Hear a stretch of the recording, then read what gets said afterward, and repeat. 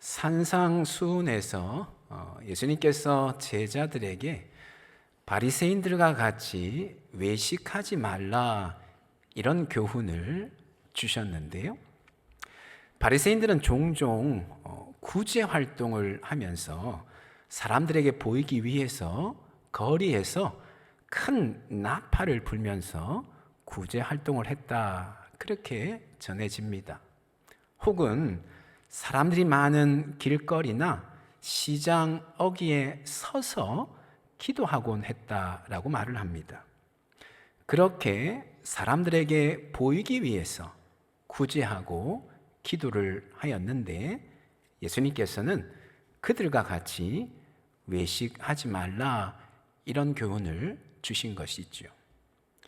여러분, 그렇다면 외식하는 신앙이란 사람들에게 보이기 위해서 신앙생활 하는 것일까요?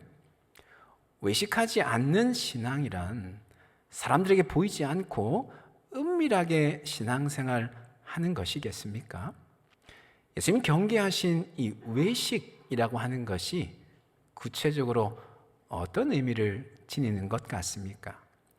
특별히 오늘 본문의 말씀을 통해서 이 외식이란 무엇인가라고 하는 것에 대해서 함께 좀 생각을 나눠보기를 원하는데요.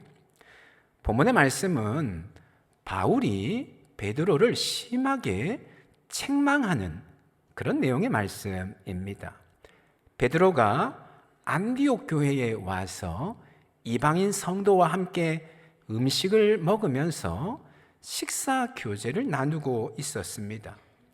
안디옥 교회는 유대 땅 북쪽에 있는 수리아 지역, 지금의 시리아 지역인데요, 거기에 있었던 최초의 이방인 교회였습니다. 베드로가 거기에 와서 이방인 성도와 함께 식사 교제를 나누고 있었다는 것이죠. 베드로의 이런 행동은 유대인들에게는 허락되지 않은 행동이었습니다. 왜냐하면 유대 율법에 유대인들은 이방인들과 함께 식사를 하지 못하도록 규정하고 있기 때문에 그런 것이죠. 그럼에도 베드로는 유대인이지만 이런 유대 율법을 따르지 않고 이방인 성도들과 함께 식사 교제를 나누고 있었던 것이죠. 그런데 때마침 예루살렘 교회의 최고 지도자인 야고보가 사람들을 안디옥 교회에 보내었습니다. 그들이 안디옥 교회에 도착하자 베드로가 그들을 보는 순간 어떤 행동을 했냐면 음식을 먹던 것을 내려놓고 중간에 그 자리를 떠나버린 것이지요. 본문에 보니까 베드로가 그들을 그렇게 행동한 이유가 뭐냐 하면 그들을 두려워했기 때문이다, 그렇게 말씀을 하고 있습니다. 아무래도 유대인으로서 이방인과 함께 식사하는 것 때문에 비난을 받을 수 있었기 때문에 그랬던 것 같습니다. 당시 예루살렘 교회에는 회심하고 난 이후에도 여전히 율법을 지켜야 된다라고 하는 그런 분위기가 아주 팽배했습니다. 비록 율법이 구원을 받기 위한 조건은 될 수 없지만, 그러나 조상 때부터 계속해서 지켜온 전통이기 때문에 당연히 지켜야 된다, 회심하고 난 이후에도 당연히 율법을 지켜야 된다, 그런 생각이 팽배했던 것이지요. 더욱이 예루살렘 교회는 여전히 유대 사회 안에 존재했습니다. 그러다 보니까 교회 밖의 유대인들로부터 적지 않은 압박을 받았습니다. 정치적으로, 종교적으로 압박을 받았던 것이지요. 오늘날에도 이슬람 사회에서 누군가 복음을 받아들이면 어떻습니까? 그를 가만히 놔두지 않죠. 그의 동족들이 심한 핍박과 고통을 가하는 그런 일들을 자주 우리가 듣고 보게 되는데요. 그런 것처럼 예루살렘 교회 또한 교회 밖의 유대인들로부터 압박을 받았다는 것이지요. 특별히 율법을 지켜야 된다라고 하는 그런 압박을 받았던 것이지요. 그래서 베드로가 오늘 본문에서 이와 같은 행동을 했던 것입니다. 예루살렘 교회에서 파견된 유대인 성도들을 보자 그들을 두려워하였으는 이방인 성도와 식사하는 그 자리를 중간에 떠버렸다라고 하는 것이죠. 베드로의 이 행동은 베드로 한 사람으로 그치지 않고 안디옥 교회에 있었던 모든 유대인 성도들, 특별히 바나바까지도 베드로와 동일하게 행동을 하게 만든 것이지요. 바울은 이들의 행동이 복음의 진리를 따르지 않는 위선적인 행동이다, 그렇게 판단을 했습니다.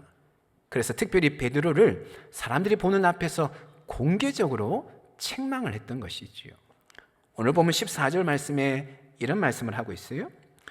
그러므로 나는 그들이 복음의 진리를 따라 바르게 행하지 아니함을 보고 이방인들과 식사 교제를 나누는 것을 중간에 멈춰버리고 더 이상 함께하지 않는 것을 복음의 진리에 따르지 않는 행동이다, 그렇게 판단을 하는 것이죠. 그러면서 모든 자 앞에서 게바에게, 베드로에게 이르되 네가 유대인으로서 이방인을 따르고 유대인답게 살지 아니하면서, 이런 이야기를 합니다. 무슨 이야기인가 하면 베드로는 복음 안에서 유대인 성도와 이방인 성도가 하나라고 하는 것을 잘 알고 있었다는 것이죠. 네가 유대인으로서 이방인을 따르고 유대인답게 살지 아니하였다. 이방인이나 유대인이나 복음 안에서 하나라고 하는 것을 베드로는 이미 잘 알고 있었다는 것이죠. 그런데 어떻게 하였는가 하니까 어찌하여 억지로 이방인을 유대인답게 살게 하려느냐 하였노라, 이런 이야기를 합니다. 율법을 강조함으로써 하나 되게 한 그것을 다시금 나누려 하느냐, 이런 이야기인 것이죠. 예수님께서 십자가 구원으로 유대인이나 이방인이 하나 되게 하셨는데 베드로가 다시금 그것을 되돌리려 하고 있다라고 하는 이야기인 것이죠. 그러기에 그들의 행동은 복음의 진리를 따르지 않는 행동이요, 복음의 진리에 역행하는 행동이다, 이런 책망을 하고 있는 것이죠. 여러분, 여기서 우리는 외식이란 무엇인가라고 하는 것을 배울 수 있습니다. 외식이란 믿음과 삶이 분리되는 것이다 라고 말할 수 있습니다. 우리가 믿는 대로 살아가야 되는데 믿는 대로 살아가지 않고 믿음 따로 삶 따로인 것, 그것이 바로 외식이다라고 하는 것이지요. 베드로는 복음 안에서 유대인과 이방인의 구분이 의미 없다라고 하는 것을 잘 알고 있었습니다. 사도행전 11장에 보면 최초의 이방인 회심자, 이방인 중에서 가장 먼저 예수를 믿었던 최초의 이방인 회심자 고넬료에 대한 이야기가 나오는데, 이 고넬료가 회심하는 데 있어서 결정적인 역할을 누가 했냐면 베드로가 한 것이지요. 베드로는 고넬료가 회심하자 이방인이었지만 고넬료와 함께 식사 교제를 나누었습니다. 이미 베드로는 잘 알고 확신하고 있었던 것이지요. 복음 안에서 유대인이나 이방인이나 구분 없이 하나이다라고 하는 것을 잘 알고 확신하고 있었다라고 하는 것이지요. 그런데 지금 어떤 행동을 하고 있는가 하니까 예루살렘 교회에서 파송된 유대인 성들을 보자 자신의 믿음과는 전혀 다른 방향으로 행동을 하고 있는 것이지요. 마치 유대인과 이방인이 하나가 아닌 것처럼, 당연히 구분되어져야 되는 것처럼 그렇게 행동을 하고 있다라고 하는 것이지요. 바울은 바로 그것을 지적하고 있는 것입니다. 외식이란 바로 믿음과 삶이 분리되는 것이다 라고 하는 것이죠. 믿음 따로 삶 따로인 것, 그것이 바로 외식이다. 그래서 예수님께서 우리를 가리켜서 산상수훈에 외식하지 말라라고 말씀을 하셨는데, 그 말씀의 진짜 의미는 무엇인가 하면 믿음과 삶이 분리되어서는 안 된다, 그런 말씀을 하고 있는 것이죠. 우리가 믿는 대로 살아가도록 애를 써야 된다. 예수님 지금 그런 교훈을 하시고 계신다라고 하는 것입니다. 여러분, 사실 믿음과 삶의 분리라고 하는 이 문제는 오늘날 우리 한국 교회가 해결해야 되는 가장 우선적인 과제라고 말할 수 있습니다. 최근에 몇몇 기관에서 설문조사를 진행을 했는데요. 각각 다른 내용을 가지고 설문조사를 진행을 했는데 재미있는 것은 결과가 다 동일하게 나왔다라고 하는 것이죠. 한 기관에서 이런 설문조사를 했습니다. 한국교회의 성장을 둔화시키는 가장 큰 요인이 무엇이라고 생각을 하십니까? 이런 질문을 가지고 설문조사를 진행을 했습니다. 또 다른 기관에서는 이런 질문을 가지고 설문조사를 진행을 했는데, 요즘 청년들이 교회를 떠나는 일들이 많죠.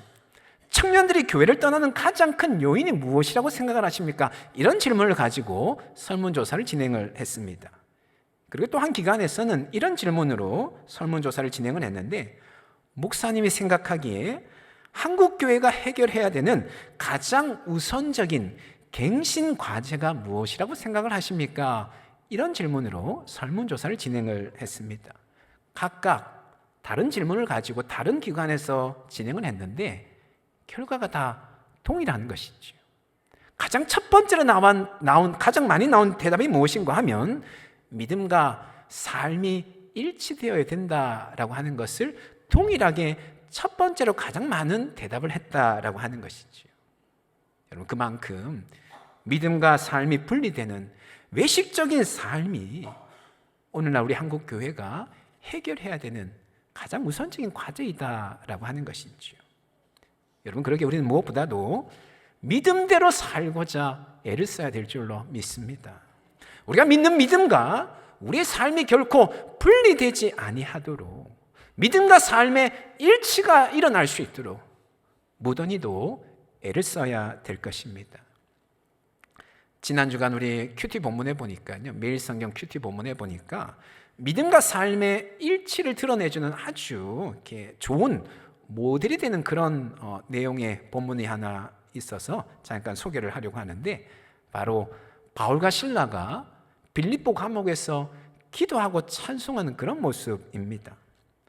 바울과 실라가 낯선 땅 빌립보 지역에 처음 들어가서 복음을 전하다가 체포가 되었습니다.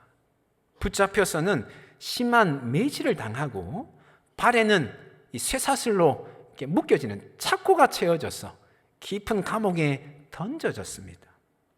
그런데 놀랍게도 바울과 실라는 한밤중에 온 감옥을 가득 채울 정도로 큰 소리로 기도하고 찬송하는 것이지요.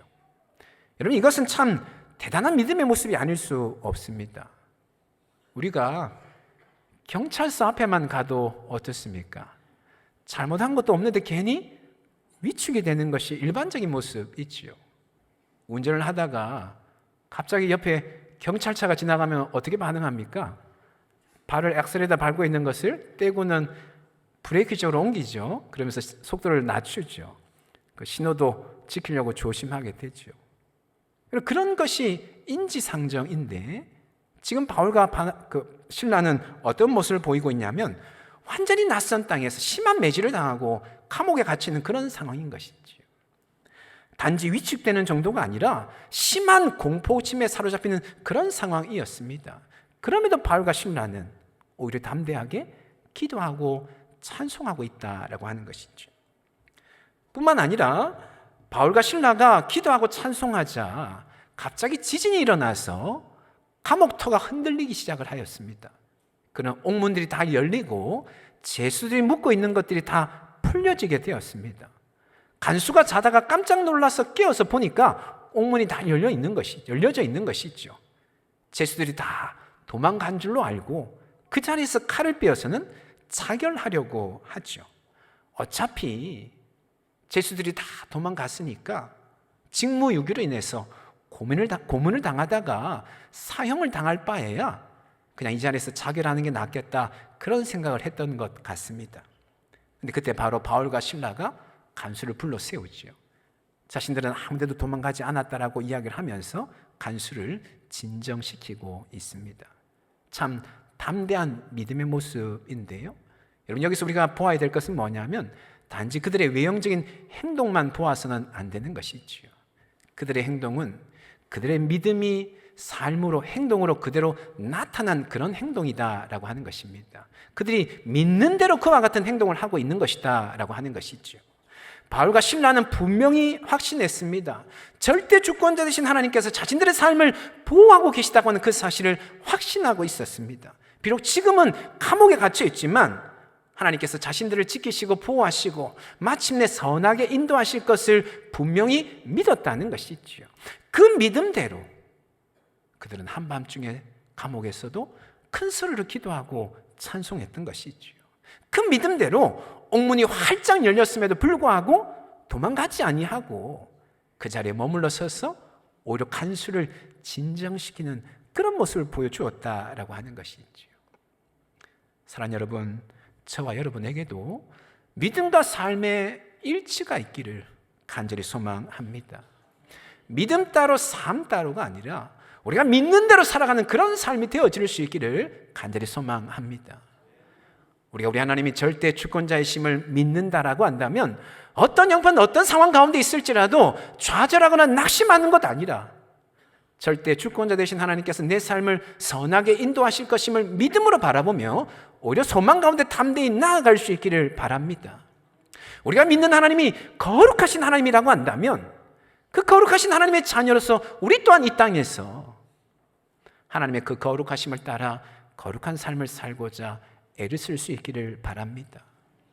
하나님 우리 사랑하셔서 독생자 예수 그리스도를 기꺼이 내어주시는 그런 사랑의 모델을, 사랑의 원본을 보여주셨는데 그 하나님을 우리가 믿는다라고 한다면 그 사랑을 덧입은 자로서 세상 가운데 우리 또한 사랑하면서 살아가야 될 줄로 믿습니다. 여러분, 우리의 삶이 믿음에 따른, 믿음과 삶이 일치하는 그런 삶이 되어질 때에 비로소 우리의 삶 가운데 믿음의 능력이 나타나게 되는 줄로 믿습니다. 조금 전에 바울과 신라의 그 모습을 보면서 어떤 일이 그 뒤에 이어지는가 하니까 간수가 바울과 신라 앞에 무릎을 꿇고는 묻는 것이죠. 선생님, 제가 어떻게 해야 구원을 받을 수 있습니까? 묻는 것이죠. 바울과 신라가 간수에게 예수님 믿으라고 이야기하지 않았습니다. 단지 그들은 믿음에 일치하는 그런 행동을 보였던 것이지요. 그러자 간수가 그 모습에 영향을 받아서 자신이 복음을 받아들이고 주님의 자녀가 되어지는 그런 결과를 빚게 되었다라고 하는 것이지요. 바라옵기는 저와 여러분의 삶 가운데도 믿음과 일치하는 그런 삶이 이루어져서 온전히 능력 있는 그리스도인의 삶을 살아가는 우리 모두가 다 될 수 있기를 예수님의 이름으로 축원합니다.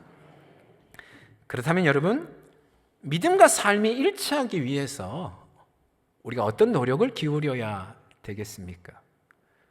우리의 믿음과 우리의 삶이 일치될 때에 비로소 능력이 나타난다 말씀을 드렸는데 어떻게 하면 우리 믿음과 삶이 일치하는 그런 삶을 살 수 있을까요? 여러 가지 노력들을 생각해 볼 수 있을 것 같아요. 무엇보다도 하나님의 강권적인 은혜가 우리 가운데 임하도록 날마다 하나님 바라보고 기도해야 될 것입니다. 우리 안에 하나님의 은혜가 충만하게 임하기만 한다면 믿음대로 살려고 하는 그런 소원의 마음이 일어날 뿐만 아니라 믿음대로 살 수 있는 힘과 능력 또한 공급되어지는 줄로 믿습니다. 그러게 우리 세상 가운데서 믿음대로 살기 위해서는 날마다 하나님 바라보고 은혜를 사모하며 은혜를 구하며 은혜 안에 거하는 그런 삶을 살아야 될 것입니다. 또 하나 좋은 방법은 이런 방법이 있을 것 같아요. 아주 사소한 것부터 실천하는, 그것도 아주 좋은 방법이 될 수 있을 것 같습니다. 예를 들어서 일주일에 한 번, 꼭 한 번 주변에 연약한 지체를 위해서 기도하는 것, 혹은 그 연약한 지체에게 일주일에 한 번 격려 문자, 축복의 문자를 보내는 것을 기준으로 세워놓고 그것을 실천하는 것이지요. 아주 사소한 것을 실천하는 것에서부터 믿음으로 사는 삶이 우리 몸에 습관으로 배어질 수 있지 않겠는가라고 하는 것이지요. 사소한 것을 실천하는 것도 좋은 방법이 될 수 있다라고 하는 것이지요. 혹은 매일마다 하나님 앞에서 반성하고 성찰하는 시간을 가지는 것도 참 중요하다 생각이 듭니다. 오늘 하루 내가 정말 믿음대로 살았는지, 혹은 믿음을 숨기고 살지는 않았는지 하나님 앞에서 자신을 진지하게 돌아보는 것 또한 아주 중요하다라고 하는 것이죠. 이런 여러 가지 노력들을 생각해 볼 수 있겠습니다만 저는 특별히 오늘 여러분에게 공동체의 중요성에 대해서 한 가지 꼭 말씀을 드리고 싶습니다. 우리가 믿음대로 살기 위해서 무엇보다도 공동체가 중요하다라고 하는 것이죠. 믿음대로 살고자 나 혼자 고군분투하는 것도 참 중요하지만, 그러나 믿음의 동력자들과 함께 공동체를 이루는 것이 무엇보다 중요하다는 것이죠. 여러분, 왜 우리가 일주일에 한 번씩 구역 모임에 참여를 하는 것일까요? 구역 모임 참여하여서 하나님 앞에 예배드리기도 하지만 우리 자신을 나누는 시간들을 가지게 되죠. 말씀으로 우리 자신의 삶을 들여다보며 비추어보며 우리 자신을 공동체 앞에 고백하고 나누게 됩니다.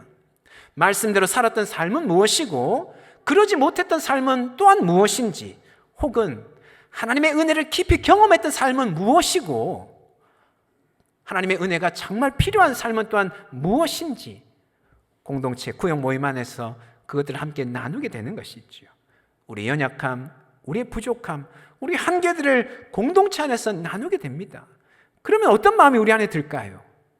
내가 다시금 힘을 내어서 믿음대로 살아야 되겠다, 말씀대로 살아야 되겠다고 하는 그런 결단의 마음이 주어지게 되는 것이죠. 뿐만 아니라 구역 안에서 서로를 위해서 기도합니다. 서로의 연약함을 위해서 기도하고 서로의 상처와 아픔을 위해서 기도하는 것이죠. 그래서 이 한 주간 악한 세상 가운데서 타협하지 아니하고 믿음으로 담대히 승리할 수 있도록 서로를 위해서 기도해 주는 것이죠. 그래서 우리가 구역 모임에 참여하는 것 아니겠습니까? 세상 가운데서 믿음으로 살기 위해서 무엇보다도 공동체가 참 중요하다라고 하는 것이죠. 빌립보서 1장 27절에 보니까요, 바울이 빌립보의 성도들에게 이런 권면의 말을 하는데요, 오직 너희는 그리스도의 복음에 합당하게 생활하라. 복음에 합당하게 생활하는 것, 그것은 바꾸어 말하면 지금 우리가 나누고 있는 이 주제, 믿음대로 사는 삶일 것입니다. 바울은 빌립보의 성도들에게 믿는 대로 살아가라고 권면하고 있는 것이지요. 그러면서 그 뒤에 이런 이야기를 계속해서 붙이고 있습니다. 이는 내가 너희에게 가보나 떠나 있으나 너희가 한 마음으로 서서 한 뜻으로 복음의 신앙을 위하여 협력하는 것을 듣기를 원한다, 이런 이야기를 하고 있습니다.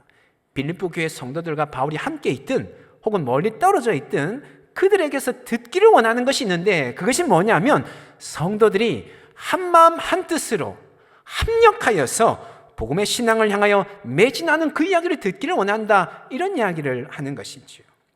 여러분, 악한 세상 가운데서 믿음으로 살기 위해서 무엇보다도 믿음의 동력자들이 한 마음 한 뜻 되어져서 협력하는 것이 무엇보다 중요하다, 그런 권면의 말씀을 하고 있는 것이죠.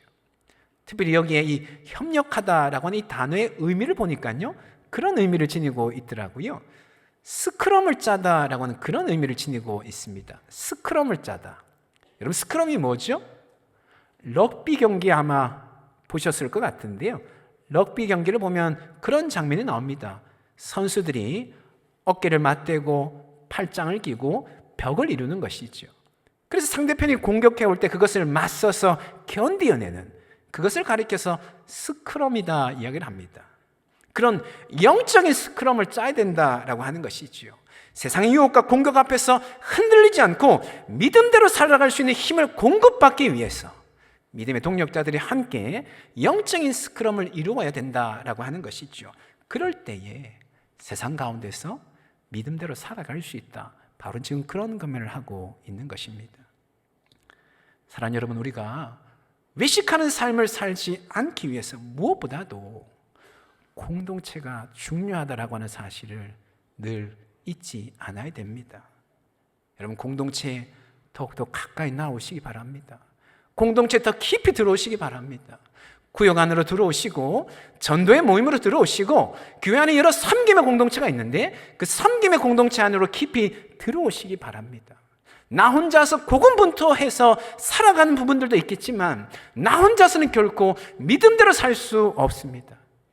믿음의 동력자들이 함께 어깨를 맞대고 팔짱을 끼고 영적인 스크럼을 이룰 때에 악한 세상에서 타협하지 아니하고 물러서지 아니하고 믿음대로 사는 그런 힘과 능력이 주어지게 되는 줄로 믿습니다.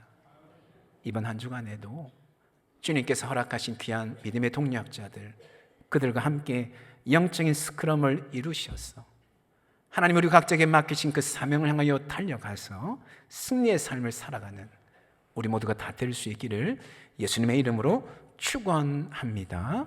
아멘. 기도하겠습니다.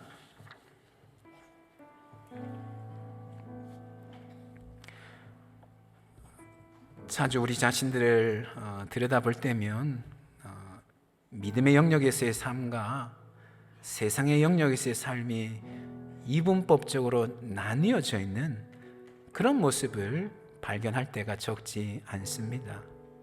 믿음의 영역에서는 믿음의 방법으로 잘 살아가는데, 세상의 영역에서는 세상이 요구하는 그런 방법으로 살아가는 우리 자신들을 발견할 때가 참 많은데, 성령 하나님 이 시간에도 다시 한번 우리의 심령을 믿음으로 붙들어 주시되, 우리가 어떤 자리, 어떤 모습으로 살아가든 믿음의 방법, 믿음의 원리 붙잡고 살게 하여 주시옵소서. 우리가 믿는 대로 살게 하여 주시고, 우리 믿음과 삶이 온전히 일치가 이루어질 수 있도록 성령께서 우리를 붙드시고 인도하여 주시옵소서 기도하기를 원하고요. 무엇보다 우리가 믿음대로 살기 위해서는 공동체가 참 중요한데, 하나님 믿음의 동력자들과 함께 영적인 스크럼을 이루어서 이번 한 주간에도 우리가 어떤 자리에 있든 주님 믿음의 승리를 이루는 그런 삶을 살아갈 수 있기를 원합니다. 하나님 공동체 안에서 서로 힘이 되게 하시고 의지가 되게 하시고 격려가 되게 하여 주시어서 함께 하나님 나라를 확장해 나가는 귀한 일들을 감당하는 우리 모두가 다 되어줄 수 있도록 주님 인도하여 주시옵소서. 우리 시 말씀 붙잡고 함께 기도하며 나가기를 원합니다. 기도하시겠습니다. 거룩하신 하나님 아버지, 주님 역사해 주시고 인도하여 주시옵소서. 때때로 우리 자신들을 돌아볼 때에 믿음의 영역에서의 삶과 세상의 영역에서의 삶이 이분법적으로 나뉘어져 있을 때가 참 많음을 발견하게 됩니다.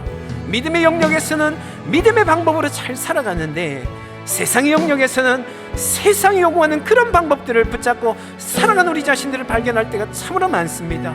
성령 하나님 이 시간에도 우리의 심령을 다시 한번 붙드시되 주의 말씀과 주의 믿음으로 붙들어 주시어서 우리가 어떤 자리 어떤 모습으로 살아가든 믿음의 방법으로 살게 해주시고 믿음의 원리를 붙잡고 살아갈 수 있도록 하나님 인도하여 주시옵기를 주여 간절히 기도합니다. 믿음의 방법 붙잡고 살 때에 그 가운데 진정한 믿음의 능력이 나타나게 되는 줄을 주님 믿사오니 하나님께서 사랑하는 모든 성도님들 붙드시고 인도하여 주시옵소서. 믿음대로 살아가는 삶 되게 하여 주시어서 진정 능력 있는 그리스도인의 삶이 되어줄 수 있도록 하나님 역사하여 주시옵소서. 무엇보다도 공동체 안에 깊이 들어와 있을 때에 믿음의 동력자들과 함께 영적인 스크럼을 이룰 때에 비로소 믿음대로 사는 삶을 힘있게 살아갈 수 있는 줄로 주님 믿사오니 한 주간에도 주님 믿음의 동력자들과 서로에게 힘이 되게 하시고 의지가 되게 해주시고 함께 영적인 스크럼들을 이루어나갈 수 있도록 원하님 인도하여 주시옵소서. 주님 붙드시고 역사하여 주시옵소서.